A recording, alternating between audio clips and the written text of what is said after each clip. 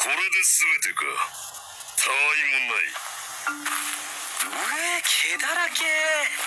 こんないっぱいどうすんだよ。ベノムタランチュラは殻が硬くて食いにくい。この雲食えるの？もうおしまい。スイもビュビュってしたかった。フェルおじちゃんが頑張っちゃったんだね。また今度ね。わかった。スイはいい子だな。おい、お主。我に対する態度とスイに対する態度に差があるのではないか。フェルの言うことだってちゃんと聞いてやってるだろ。毎日毎日あれが食いたい、それが食いたい。肉がいい、野菜はいらん。わがまま言いたい放題じゃないか。ならばお主が言う通り飯だ。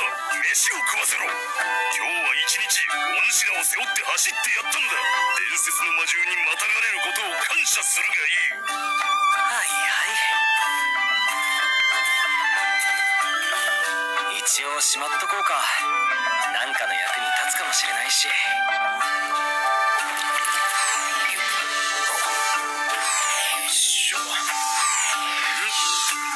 し。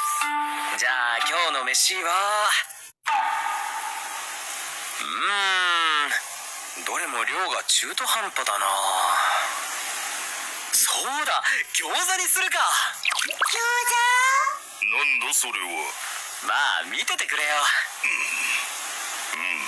わかった。子。あるじ、早く早く。よし、まずはネットスーパーを開いて餃子の皮と調味料を手に入れないとな。いつもお世話になっております。おお、和牛があるではないか。スイも見たい。今日は必要なもん以外何も買わないからな。